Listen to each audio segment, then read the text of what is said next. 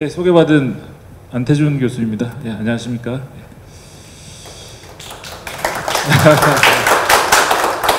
예, 이제 오늘 이제 주제를 부실 감사를 이제 원인으로 한 이제 민사 책임과 이제 형사 책임 이런 부분들에 대해서 좀 설명도 하고 비교도 해달라 이렇게 이제 요청을 받고 준비를 했습니다. 예, 소개해 주신 대로 저는 이제 판사와 이제 대형 로펌 중에 하나인 이제 율촌에서 변호사도 했고 또 이제 EY에서 파트너 겸 이제 법무실장을 역임하고 이제 지금 학교에 와 있습니다. 그래서 그렇기도 하고 제가 사실 이제 전공이 상법인데 상법 이제 석사 과정에서 그 논문 주제가 외부 감사인의 책임 제한에 대해서 제가 쓴 바가 있습니다.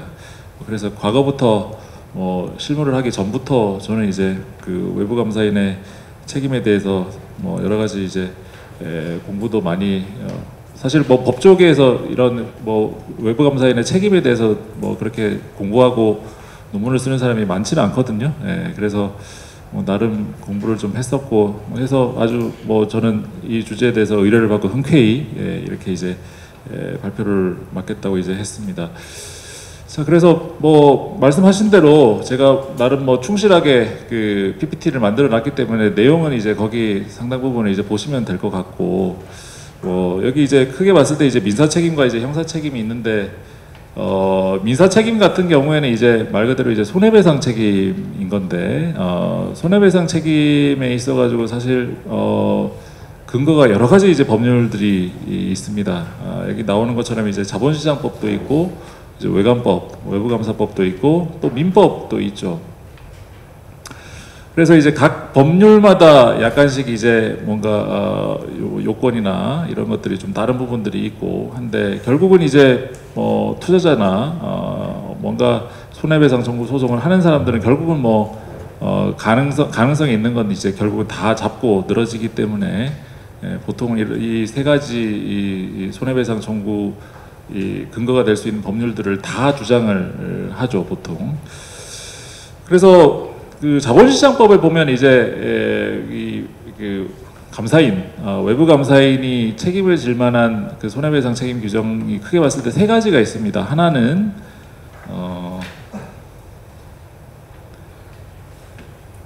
이제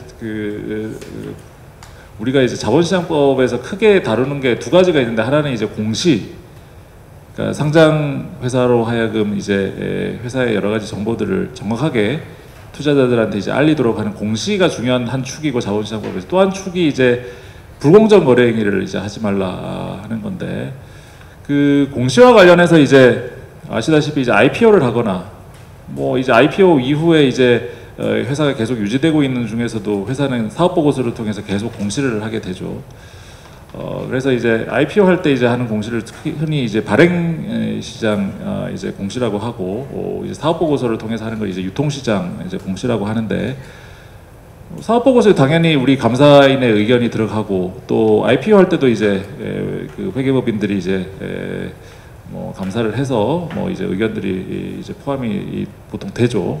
그래서 이제 그 경우에 이 공시가 잘못됐다 이러면서 이제 투자자들이 소송을 할 때 회계법인들도 이제 거기에 맞춰가지고 이제 또 피고 왜냐하면 손해를 입었다고 주장하는 사람들은 피고로 많이 잡으려고 할 테니까 웬만하면은 회사도 넣고 또 임직원들도 넣고 또 회계법인도 넣고 웬만하면 다 넣으려고 하기 때문에 결국은 이제 회계법인도 피고로 들어갈 수가 있을 텐데.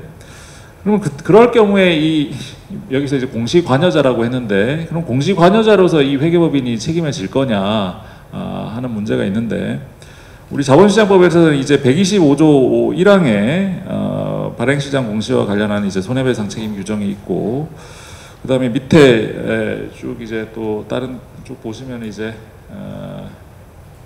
여기 보시면 이제 유통시장 공시와 관련해서는 이제 162조 1항에 유통시장 공시와 관련한 이제 손해배상 책임 규정이 있습니다. 그럼 여기서 이제 과연 회계법인은 책임을 질 거냐? 회계법인의 감사 의견이 이제 들어가 있다 해서 이제 책임을 질 거냐 할 건데 여기 보시다시피 이제 우리 자본시장법에 보면은 쭉 이제 세 번째 줄에 보시면 이제 이 125조 1항에 따라서 손해배상 책임을 지는 주체에 대해서 뭐라고 쭉 그 각 호마다 열거를 해놓고 있는데 거기 3호에 보면은 그 증권신고서의 기재사항 또는 그 첨부 서류가 진실 또는 정확하다고 증명하여 서명한 공인회계사, 감정인 또는 신용평가를 전문으로 하는 자 등 대통령 영어로 정하는 자를 손해배상 책임의 주체로 열거하고 있습니다. 그러니까 결국 여기 핵심은 증권신고서의 그러니까 감사 의견을 냈다고 해서 이게 회계법인이 여기에서 책임을 지는 게 아니라 핵심은 증권신고서의 기재사항 또는 그 첨부 서류의 진실 또는 정확하게 증명하고 서명을 해야 된다라는 거죠. 예. 근데 이제 뭐 이런 게 만약에 뭐 회계법인 공인회계사가 한 게 없다면은 뭐 여기에 따라서 이제 책임을 지기는 어렵지 않은가라는 게 이 조문상 조문 해석의 결과인데, 근데 여기 이제 보시는 것처럼 뭐 일부 하급심 판례에 따르면은 뭐 남부지방법원 밑에 보시면은 이제 판례에 보면은 뭐 회계법인도 이런 뭐 책임을 질 여지가 있는 것 같은 그런 이제 판시를 하는 경우도 있긴 한데, 그런데 이거는 뭐 사실 하급심 1심 법원 판결이고 또 뭐 아까 말씀드린 것처럼 일단 뭐 조문의 그 문헌이 명백하기 때문에 핵심은 증권신고서의 기재사항 또는 첨부서류의 진실 또는 정확하게 증명 회계법인 공인회계사가 그걸 증명하고 서명을 했느냐라는 게 결국 핵심이라서 여기서 이제 회계법인이 책임을 질 일은 어렵지 않을까라는 일단 생각입니다. 그다음에 이제 아까 말씀드린 대로 이제 사업보고서에도 이제 감사인의 감사 의견이 들어가기 때문에 회계법인이 이제 책임을 지느냐라는 게 문제가 될 수 있는데, 여기서는 뭐 우리 회계법인 입장에 다행스럽게도 우리 괄호에 명확하게 나와 있죠. 회계감사인의 감사보고서는 제외한다라고 명확하게 나와 있습니다. 그래서 유통시장 공시와 관련한 손해배상 책임에서는 이제 그 외부 감사인이 책임을 이 조문에 의해서 책임을 질 수는 없다. 괄호에서 명확하게 제외를 해놓고 있기 때문에.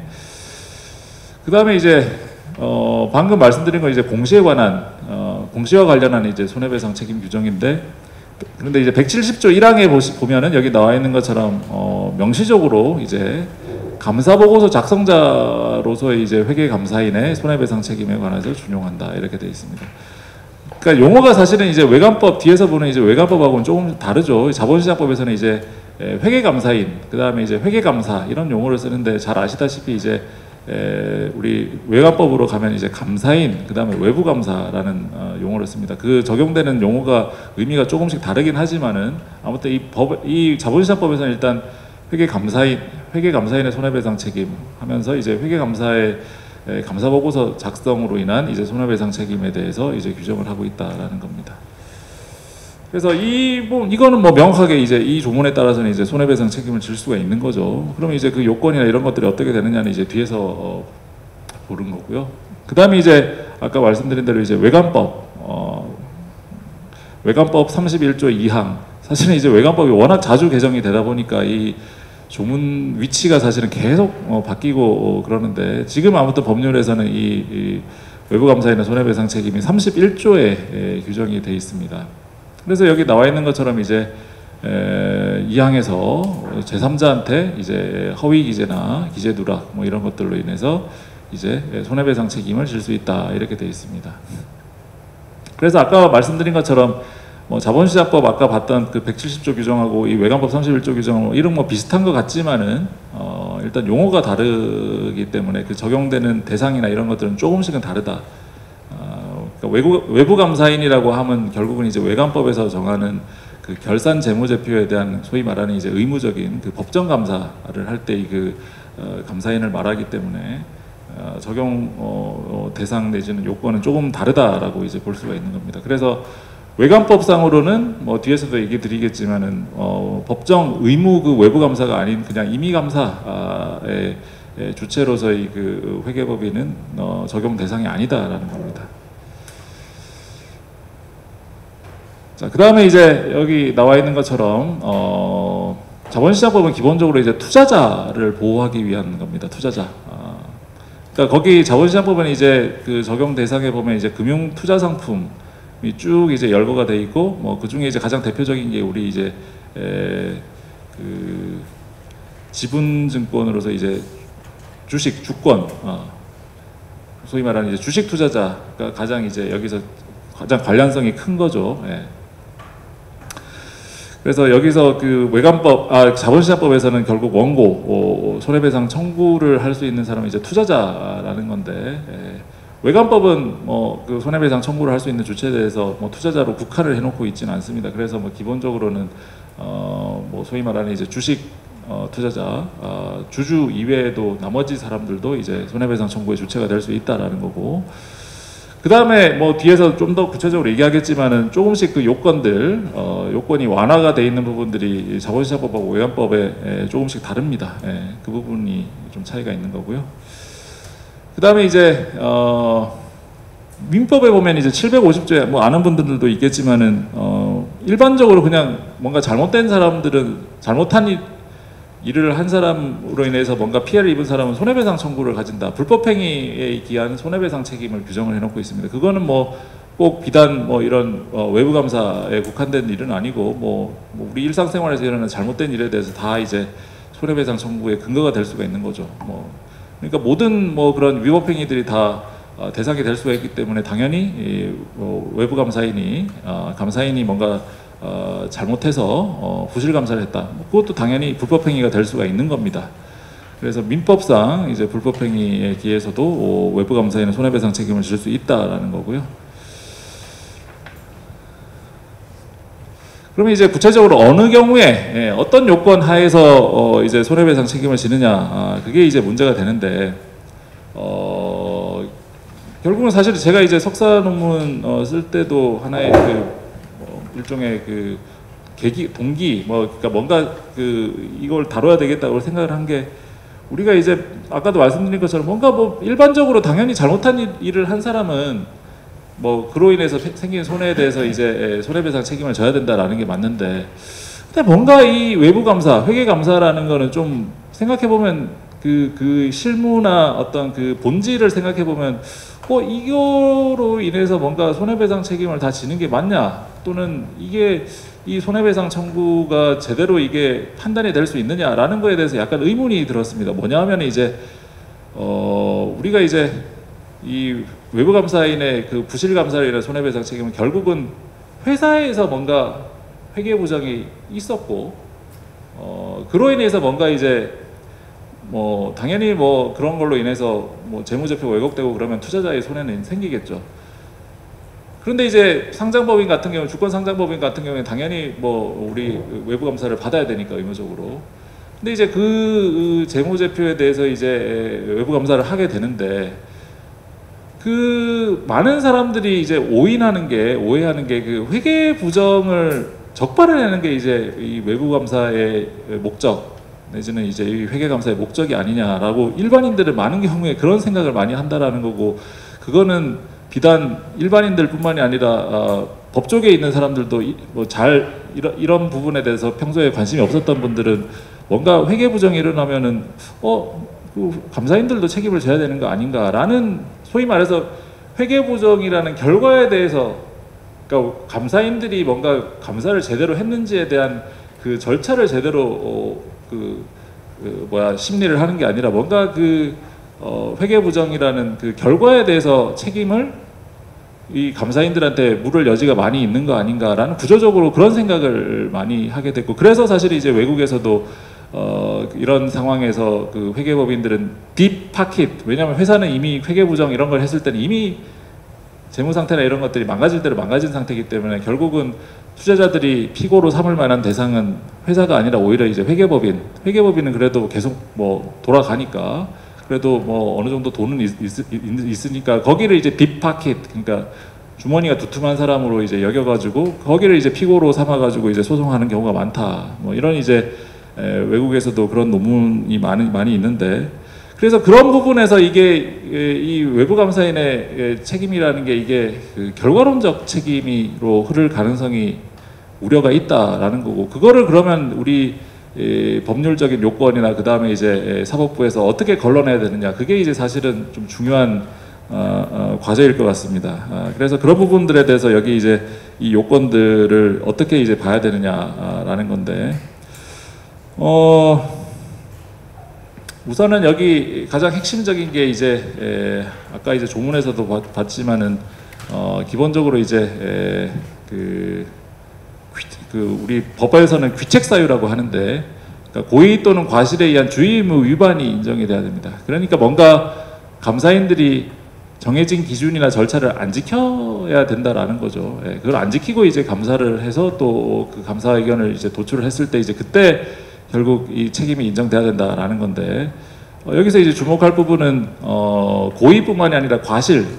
그러니까 자기가 뭔가 이 재무제표의 왜곡이나 어떤 오류 같은 게 있다라는 걸 인식하지 않았다고 하더라도 뭔가 자기가 이제 과실로 그걸 이제 놓치고 의심할 수 있었는데도 이제 놓치고 거기에 대해서 이제 적정이라는 이제 감사 의견을 형성했을 때 이제 뭐 그럴 때도 이제 이 주의의무 위반이 인정이 된다라는 겁니다. 그래서 고의뿐만이 아니라 이제 과실에 의해서도 인정될 수 있다라는 건데, 근데 이 주의의무 위반에 대해서는 원래는 이제 민법에서 아까 기본적으로 불법행위 책임이나 이런 데서는 이제 원래는 원고가 입증을 해야 되는 거거든요. 손해배상 청구를 하는 원고, 그러니까 뭐 투자자든 아니면은 뭐 주주가 됐든 뭐 피해자가 됐든 아무튼 청구를 하는 사람이 원래는 이제 입증을 해야 되는 겁니다. 근데 이제 우리 외관법에는 그 손해배상 책임에 있어 가지고 이런 그 주의의무 위반, 귀책 사유 이 부분에 대한 입증 책임이 전환돼 있다라고 하는 거죠. 이게 무슨 말이냐면 이제 이 외관법에 의한 손해배상 청구에 있어 가지고는 원고가 그 회계법인이 잘못했다라는 걸 입증하는 게 아니라 회계법인이 우리가 잘못을 안 했다, 우리가 제대로 회계감사 기준이라든가 이런 것들을 잘 지켰다, 이런 것들을 이제 인식을 해야 되는 겁니다. 이 부분 맞습니다. 예. 그래서 그 입증 책임이 이제 전환돼 있다, 이렇게 이제 얘기를 하는 거고, 다만 이제 은행이나 보험회사 같은 주요 금융기관이 청구권자일 경우에는 뭐 예를 들어서 이제 뭐 은행이 어떤 기업에다가 대출을 해줬는데 그게 뭔가 나중에 대출 회수를 하지 못했을 때 이게 이제 뭔가 회사의 그 어떤 재무제표라든가 아니면 감사인의 감사 의견을 믿고 은행에서 대출을 해줬는데 나중에 보니까 이게 회계부정이 있었고 또 부실감사가 있었더라. 그러면 이제 은행이 회계법인을 상대로 손해배상 청구 소송을 할 텐데, 근데 은행이나 보험회사 같은 금융기관들은 원래대로 너네가 입증해라라는 겁니다. 왜냐하면 이제 뭐 일반 개인 투자자들보다는 얘네들은 뭐 정보들이 많고 그런 것들 충분히 걸러낼 수 있다라고 생각하는 거죠. 그래서 너네는 뭐 이런 손해배상 청구를 하려면은 너네가 회계법인이 잘못했다라는 걸 입증하라라는 겁니다. 자, 그래서 이 주의의무 위반, 뭔가 잘못됐다라는 걸 뭘 기준으로 하느냐? 그거는 뭐 명확하게 회계감사 기준, 우리 항공회에서 제정하는 회계감사 기준입니다. 회계감사 기준. 회계감사 기준을 이제 위반했는지 여부가 결국은 이 주의의무 위반의 이제 핵심이 된다라는 겁니다. 그래서 여기 나와 있는 것처럼 결국은 이제 이 그 회계감사 기준을 이제 지켰느냐라는 건데, 좀 더 이거를 압축해서 보면은 결국은 여기 중간에 나오지만 이제 따옴표로 설명을 해놨지만 이제 전문가적 의구심을 가졌느냐, 뭔가 부정이나 오류 같은 걸 너네가 알지는 못했다고 하더라도 뭔가 너네가 감사를 하다가 뭐 경영자의 진술이든 아니면 여러 가지 뭐 이런 걸 통해서 뭔가 모순되는 점도 발견하고 이럼으로써 뭔가 이 회사는 좀 이상하다, 뭔가 부정이나 오류의 가능성이 있다라는 거를 인식할 만한 표지들이 쭉쭉 나오고 있는데도 불구하고 이 전문가적 의구심을 발휘하지 않았다.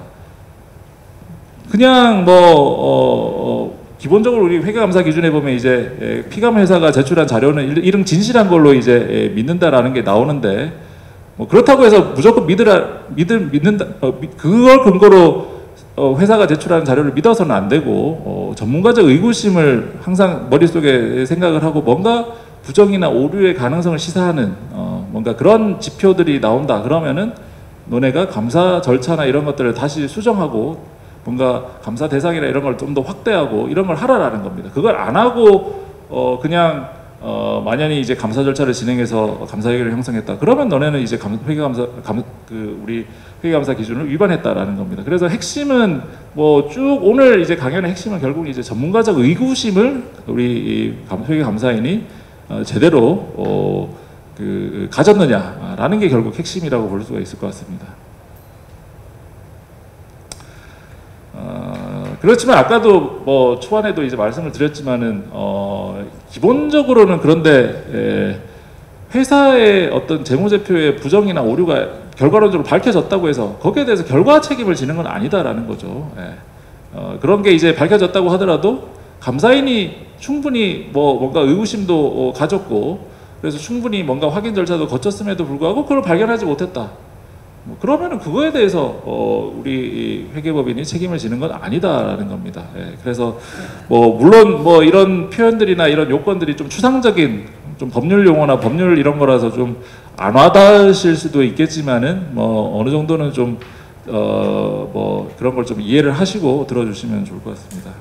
뭔가 우리 그 회계사님들은 좀 숫자적으로 딱딱 떨어지고 하는 거를 원하실 텐데 우리 법하는 사람들은 좀 용어들이 다 좀 추상적이고 그냥 코에 걸면 코걸이, 귀에 걸면 귀걸이 좀 이런 거라서 좀 저 말이나 저 말이나 다 비슷한 것 같고 그러실 수 있을 텐데 그런 거 좀 이해를 해주시기 바랍니다. 자, 그래서 이런 주의의무 위반이나 이런 것들에 있어가지고 그 결과 책임을 지는 건 아니다. 다만 의심할 만한 게 있으면은 뭔가 좀 너네가 기존에 계획했던 감사 절차나 이런 것들은 수정해라. 좀 더 조사해라. 라는 겁니다.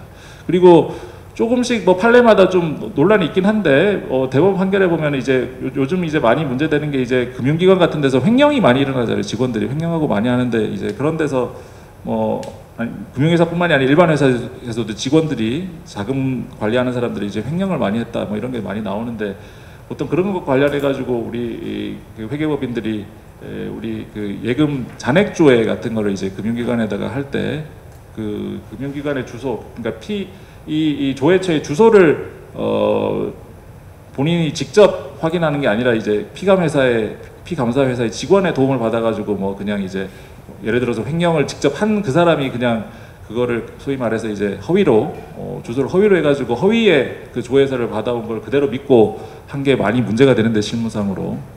근데 이제 그럴 경우에 이제 피감사 회사 직원의 도움을 받아서 그런 이제 조회처에 이제 주소를 파악한 경우. 그럴 경우에 면책이 되는 게 아니라 자기가 우리 회계법인이 확인을 해야 된다라는 겁니다. 감사인이 확인을 해야 된다라는 겁니다. 그래서 그런 조회서 같은 게 주소가 허위의 주소로 가고 하는 것들은 좀 실무적으로 조심을 해야 되는 거고요. 그래서 이제 판례들 같은 데 보면 이런 것들이 나옵니다. 그 다음에 이제 또 중요한 것들이 중요한 요건이 이제 무조건 기재 누락이나 허위 기재나 어떤 누락이 있다고 해서 책임을 지는 게 아니라 중요한 사항에 대해서 이제 기재 누락 또는 거짓 기재라는 게 이제 밝혀져야 된다라는 겁니다.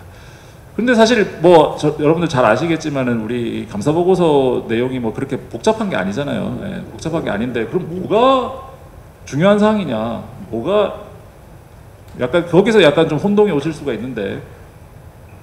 그러니까 재무제표상 이제 중요한 항목들 이런 것들에 대해서 뭔가 이제 부정이나 오류 같은 게 있는데 그런 것들에 대해서 밝히지 자기가 주의 의무를 다하지 못해서 그걸 발견하지 못하고 적정 의견을 내는 거 이런 것이 기본적으로 이런 중요한 사항에 대한 허위 기재 누락이라는 겁니다. 그래서 구체적으로 이런 사항들 판례에서 얘기하는 이런 사항들이 다 이제 중요한 사항에 대한 허위 기재가 있었다라고 보는 거고요.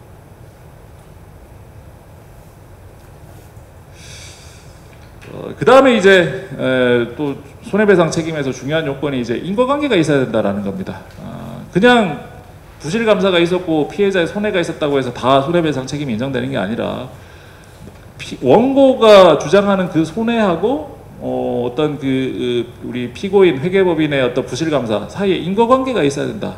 너네의 부실감사로 인해서 내가 이제 손해를 입은 거다라는 걸 이제 입증을 해야 된다라는 건데.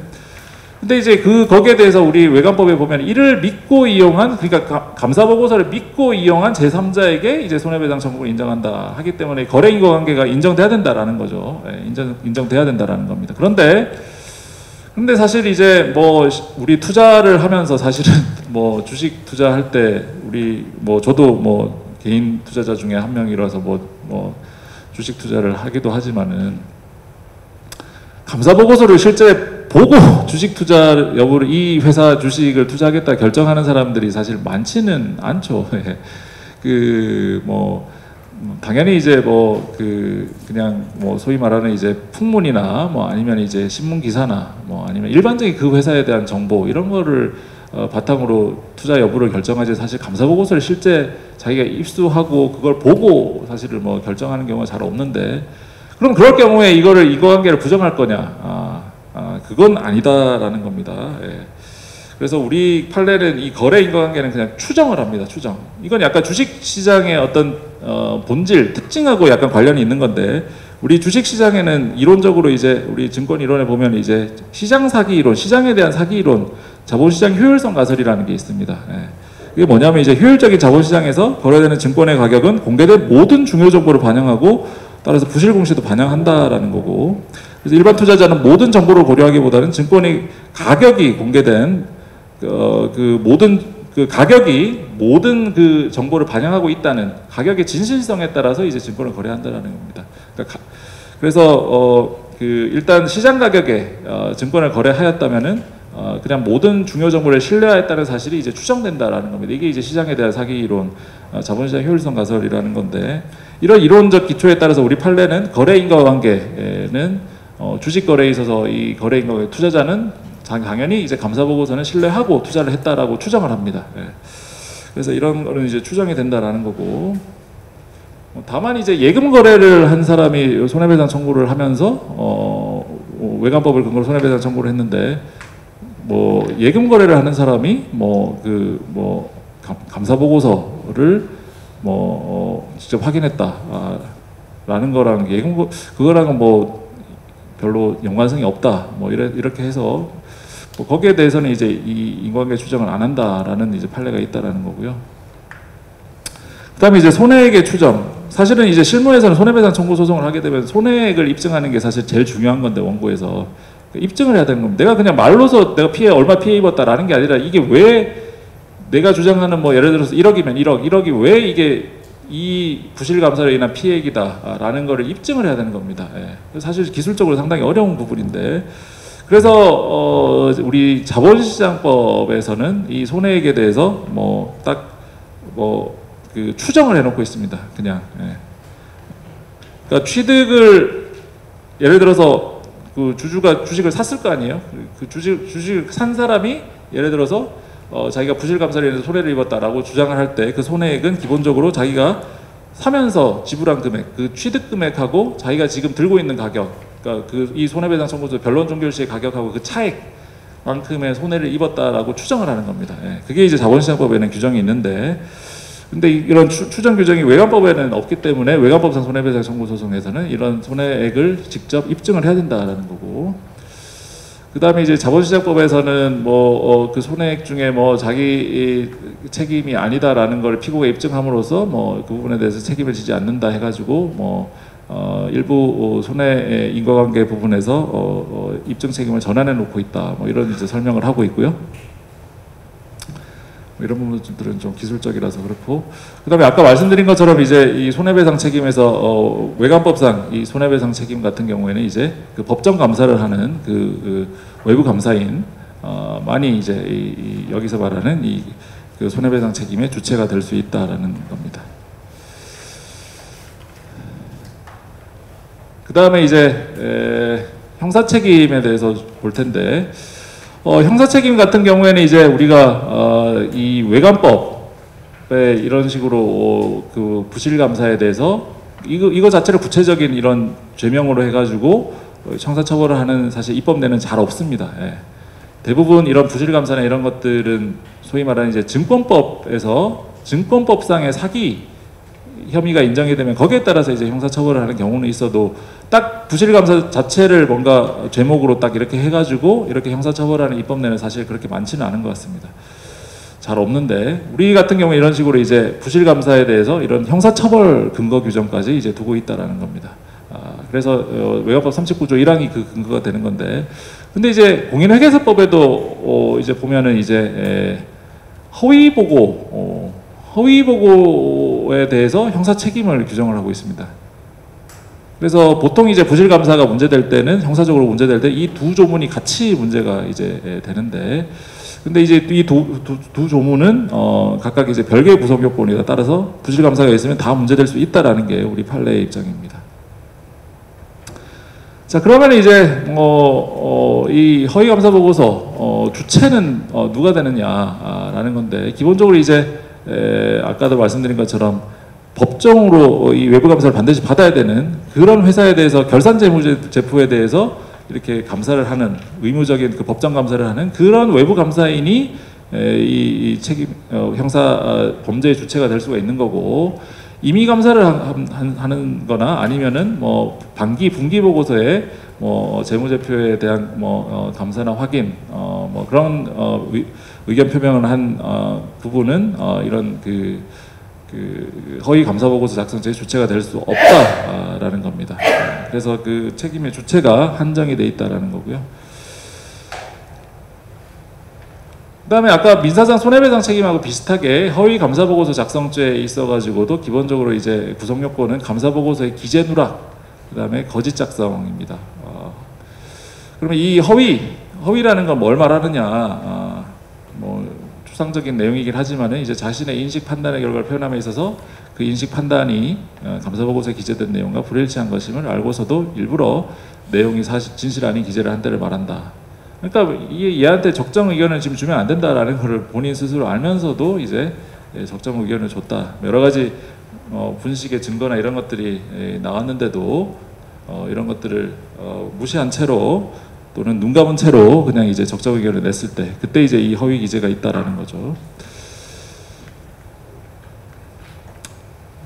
그래서 뭐 구체적인 이제 예를 보면은 종전회계연도의 분식회계로 인해 당해연도 대차대조표 정기 2월 잔액에 왜곡이 있다는 사실을 인식하였다면은 그와 같은 왜곡을 적절히 지적하고 반영해야 되는데 그런 조치 없이 적정 의견이라고 했다 하면은 이거는 이제 허위 기재다라는 거고.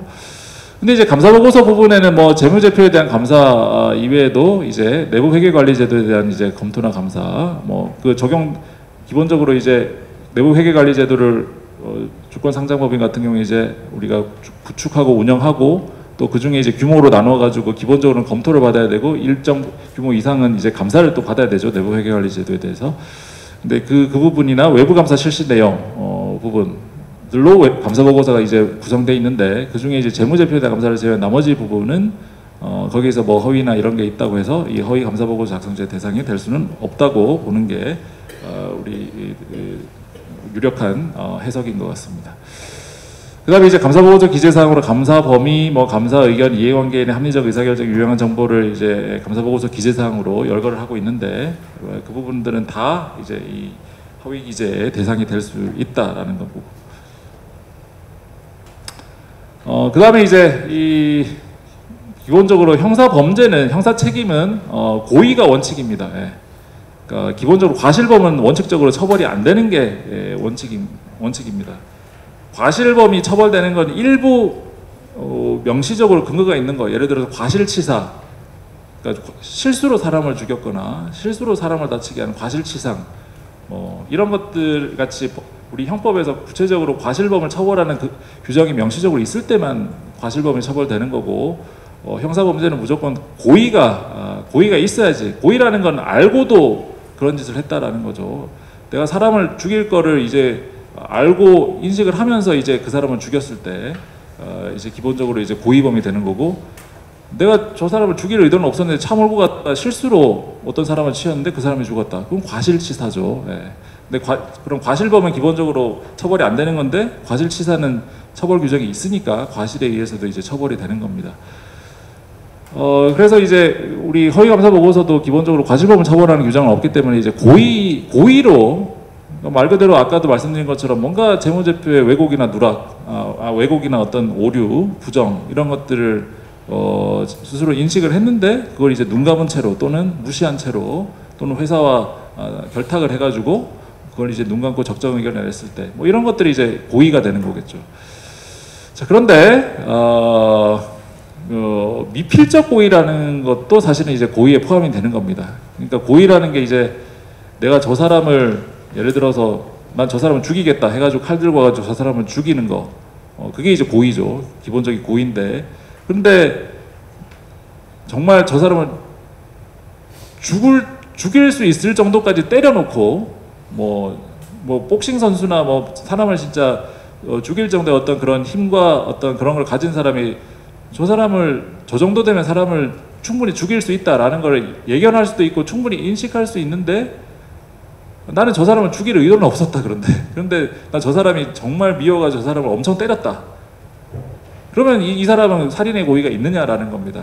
고의가 있느냐라는 건데 이 고의라는 게 이제 사실은 뭐 난 저 사람을 딱 죽이겠다 하고 때리는 것도 고의지만은 죽일 정도까지 누가 봐도 죽일 정도까지 때리는데 자기는 나는 고의가 없었다라는 변명은 이제 그럴 경우에는 통하지 않는다라는 거죠. 그럴 경우에는 이제 미필적 고의가 있다라는 거. 누가 봐도 이거는 이 정도 때리면은 사람이 죽는다라는 걸 예상할 수가 있고 자기도 한편으로는 어떤 내가 이 정도 때리면 저 사람이 죽을 수도 있겠구나라는 생각을 했다. 그 정도가 되면은 이걸 미필적 고의라고 하는 건데.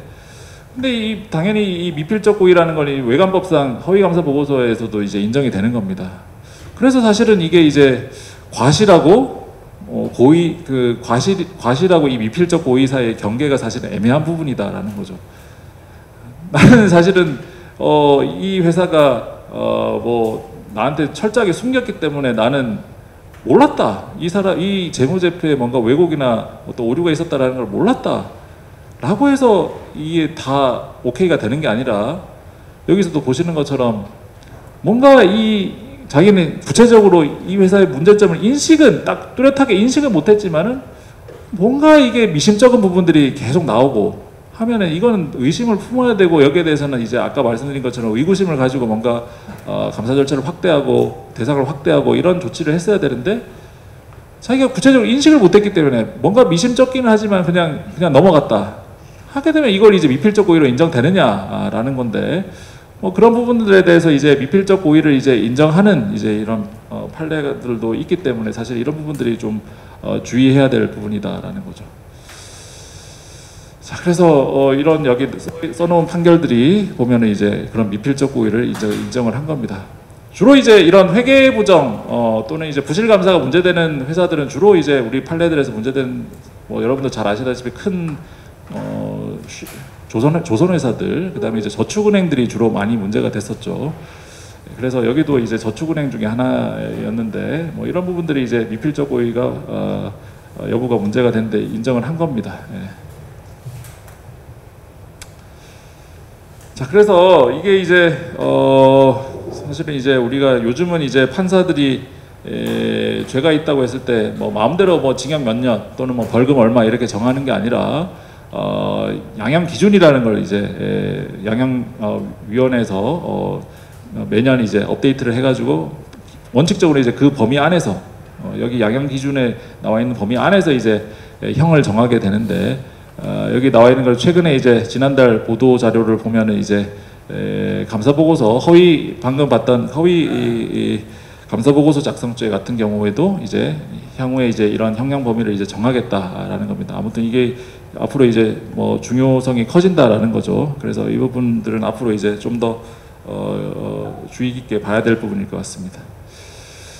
자, 그래서 쭉 봤는데 이제 뭐 아까도 모두 말씀드린 것처럼 좀 뭐 용어나 이런 것들이 추상적이라서 뭐 안 와닿으실 수도 있겠지만은 기본적으로 아무튼 민사상 이제 손해배상 책임 같은 경우에는 이제 아까도 말씀드린 것처럼 고의뿐만 아니라 과실도 인정이 되고 또 그런 주의의무 위반, 감사기준 위반 이런 부분들에 대한 증명 책임이 전환돼 있고 또 여러 가지 인과관계나 손해액 같은 게 추정되는 부분들이 많기 때문에 회계법인들이 책임을 구조적으로 이 손해배상 청구 소송에서 책임을 질 가능성이 상당히 높다라는 거고. 그렇지만 이제 형사적 책임 같은 경우에는 이제 기본적으로 과실은 안 되고 그 다음에 이제 검사가 엄격한 증거에 의해서 입증을 해야 되기 때문에 엄격하게 이제 인정이 되겠지만은 미필적 고의라는 부분 때문에 뭐 이런 부분들은 이제 주의를 해야 된다라는 겁니다.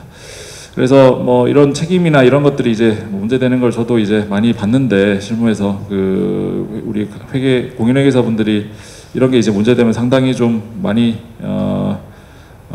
좀 뭐라고 해야 될까요? 좀 심리적으로 또 정신적으로 많이 충격을 많이 받으시더라고요. 이런 거 조사받고 막 이러시면은. 그래서 뭐 이런 거 실무를 하실 때 일단 감사 기준 같은 걸 철저히 이제 준수를 해야 될 것 같고, 그 다음에 이제 뭔가 그 감사 조서라든가 뭐 이런 거에서 자기가 어떤 감사 의견을 도출하게 된 여러 가지 이유나 근거 같은 거를 좀 평소에 명확히 해둬야 되는 거 아닌가라는 생각이 듭니다. 예, 그 뭐 짧은 시간에 중요한 이슈에 대해서 뭐 여러 가지 이제 주제들을 다루다 보니까 좀 간단하게 하고 넘어간 부분들도 있는데 부족한 부분들은 발표 자료 나중에 이제 추가로 봐주시고 또 Q&A 부분에서 또 말씀을 나누도록 하겠습니다. 예, 발표 들어주셔서 감사합니다. 예, 감사합니다. 지금 시간을 잘 지켜주셨습니다. 지금 안 교수님께서 발표하신 시간이 거의 비슷하게 해서 Q&A 시간이 이제 되겠습니다. 미리 석사 논문이 전에 있었군요. 이쪽에 진작에 우리 안 교수님은 석사 시절에 생각을 하셨던 모양인데 참고문헌에 그게 빠져있네요. 들어갔으면 좋았을 건데 그거하고 그리고 그 참고문헌의 내용을 쭉 한번 보다 보니까 그 임지수라고 하는 사람이 누가 여기 하나 있네요. 그죠? 개인으로서 그죠? 심은지라고 하는 사람이 그 중간에 인용이 되어 있는데 주기로는 되어 있는데 참고문헌의 뒤에서는 빠졌네. 심은지라고 하는 사람이 심은지 2017년에 그 사람 맞는 겁니까? 예. 근데 뒤에 참고문헌에는 빠졌어. 심현지구나. 뒤에 뒤에 심현지입니까? 어느 쪽이 맞는 거예요? 현지가 맞아요? 그럼 속에 있는 심은지가 심현지로 바꾸면 되겠네요. 오케이, 좋습니다. 자, 그럼 질문 있으신 분들 하시죠.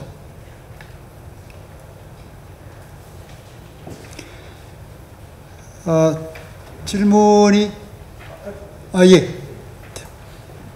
마이크 좀 들으시죠. 네, 안녕하십니까. 좀 질문을 좀 하나 드릴까 하는데요. 요새 같은 경우는 기업뿐 아니라 여러 많은 분야도 외부 감사가 이루어지고 있거든요. 예를 들어서 저 같은 경우는 이제 공동주택 회계 감사를 많이 하는데, 이제 공동주택도 감사하다 보면은 이제 감사인이 부실 감사했다고 막 소송을 하는 경우들이 좀 많거든요.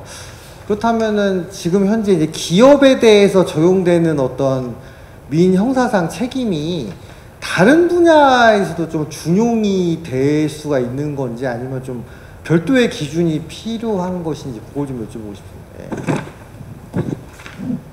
예, 좋은 지적이신 것 같은데요. 사실은 이제 아까도 말씀드린 것처럼 자본시장법하고 외부감사법 같은 경우에는 딱 그 요건이나 주체, 대상이 딱 정해져 있죠. 예, 그 정해져 있는 외감법 같은 경우에 이제 외부감사 받아야 되는 그건 딱 정해져 있잖아요. 주권상장법인하고 그다음에 대형 비상장 주식회사하고 일정 규모 이상의 이제 유한회사들 이런 데들만 이제 대상이 되고, 자본시장법 같은 경우 아까 말씀드린 것처럼 이제 자본시장법상 이제 금융투자상품의 투자자가 이제 그 회계감사인을 상대로 이제 하는 거고, 기본적으로 이제 주권상장법인을 자본시장법은 이제 예정하고 있는 건데, 근데 요즘 이제 많이 잘 아시겠지만 이제 여러 이제 사실 우리나라의 단체라는 게 회사만 있는 게 아니잖아요. 또 회사 중에서도 여기 자본시장법이나 외감법에 적용받는 회사 이외에도 수많은 작은 규모의 다양한 또 회사들도 있고, 그건 이제 상법상의 그 회계 기준에 이제 적용을 받고, 또 그 이외에도 이제 공익법인 우리 상증세법상의 공익법인, 그다음에 상호신용금고, 그다음에 어디냐 또 공공기관들, 그다음에 말씀하신 아파트 그런 회계도 있고, 또 학교 법인, 병원 이런 데도 다 있죠. 사실 그런 데 같은 경우에도 사실은 말씀하신 대로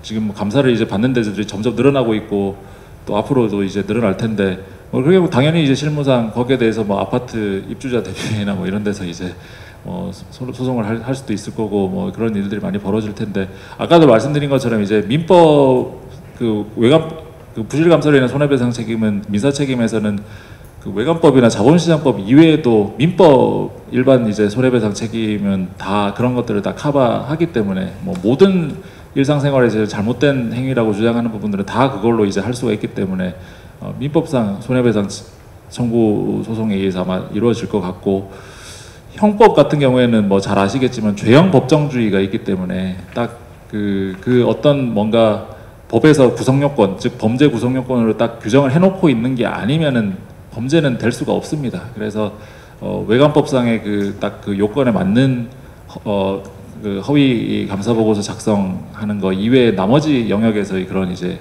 감사 보고서를 작성하고 하는 건 구성 요건이 없기 때문에, 별도의 뭐 제가 아는 한은 별도의 구성 요건은 없기 때문에 뭐 그거는 이제 민사 책임과는 다르게 형사 책임이 뭐 문제되기는 어려울 것 같고요.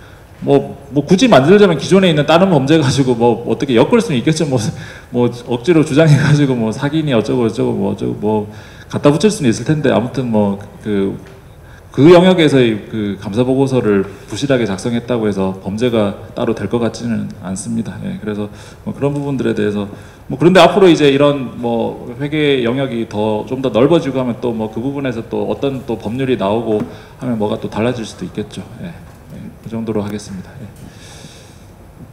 네, 또 다른 질문. 예, 저쪽에. 예. 예, 저쪽에. 잠깐만, 마이크 드릴게요. 그리고 그 다음에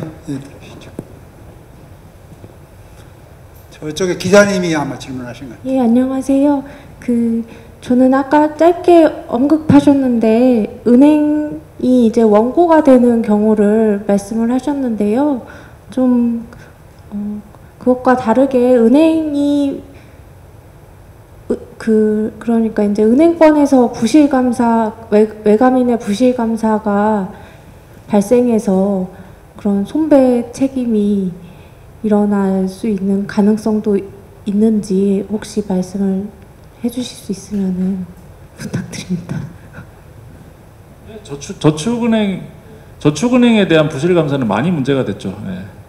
시중은행은 잘 모르겠고 저축은행들은 뭐 우리 판례 그러니까 아까도 말씀드린 것처럼 부실감사나 회계부정이 문제된 사건은 크게 봤을 때 양대축이 있는데, 하나는 조선회사들이고 하나는 저축은행 쪽이라서 저축은행에서 뭔가 회계부정을 하고 또 거기에 대해서 부실감사를 해가지고 책임이 문제된 사례들은 많습니다. 예. 네, 이쪽에 질문하시죠. 예, 교수님 강연 잘 들었습니다. 제가 조금 강연 내용 중에 사실 제 이해가 부족해서 사실 좀 궁금한 게, 13페이지하고 14페이지 교재에 있는 내용 중에 보면 외관법 31조에 기해 손해배상을 청구하는 경우에는 손해인과관계 손해액을 원고가 증명해야 된다라고 되어 있잖아요. 그런데 그 다음 페이지에 보면 31조의 7항은 감사인이 뭐 임무를 게을리하지 않았음을 증명해야 된다. 이게 약간 상치되는 듯한 느낌을 좀 받아서, 그러니까 누가 어떤 걸 정확하게 증명해야 된다는 건지 조금 설명을 해주셨으면 좋겠고요. 그 다음에 자본시장법에서는 배상의 추정과 손해 인과관계에 대해서 증명 책임이 전환이 됐다. 그러니까 피고 입장에서 이거를 이제 입증을 해야 되는데, 손해 인과관계에 대해서는 입증을 할 수 있다고 생각이 되는데, 배상액도 피고가 그거를 추정을 하는데 입증을 해야 된다는 건지가 조금 의문이 들어서 좀 설명 좀 부탁드리겠습니다. 시간 관계상 뭐 여기까지가 아마 마지막 질문으로 받아야 될 것 같은데, 예, 간단하게 설명을 드리자면, 이제 손해배상 청구라는 건 기본적으로 이제 잘못된 행동, 위법행위가 있어야 되고, 그 위법행위를 함에 있어가지고 피고 가해자가 이제 고의 또는 과실이 있어야 되고, 이제 그 다음에 이제 그걸로 인해서 피해자라고 주장하는 사람의 손해가 있어야 되고, 그 손해와 그 위법행위 사이에 인과관계가 있어야 되는 겁니다. 각각의 이제 요건들이 다 다른 거죠. 그래서 아까 고의 과실에 의한 주의의무 위반 그 부분에 대한 건 아까 말씀드린 귀책 사유에 관한 부분인데, 거기에 대해서 이제 그것도 원래는 다 그 요건들을 민법의 불법행위 소송으로 따지자면 원고가 사실은 다 입증을 해야 되는 건데, 각각의 요건별로 어떤 거는 이제 추정 규정이 있고 뭐 전환 규정이 있고 뭐 이런 겁니다. 그래서 귀책 사유 부분에 대해서는 아까 말씀드린 대로 우리 외관법에서 고의 과실에 대한 입증 책임이 전환이 돼 있다. 원고가 입증할 필요가 없고 피고가 내가 귀책 사유가 없었다라는 걸 이제 입증해야 된다라는 거고, 또 손해 부분에서는 이제 또 그 손해액 부분에서는 이제 자본시장법에서 손해액이라는 걸 원래 원고가 이제 어렵게 입증을 해야 되는 건데 원고가 입증하지 않아도 법에서 알아서 이 금액하고 이 금액 차이의 차이 금액, 차익이 손해액이다라고 먼저 추정을 해놓고 있는 겁니다. 자본시장법에서는. 근데 이제 그거를 이제 깨려면은 그거를 이제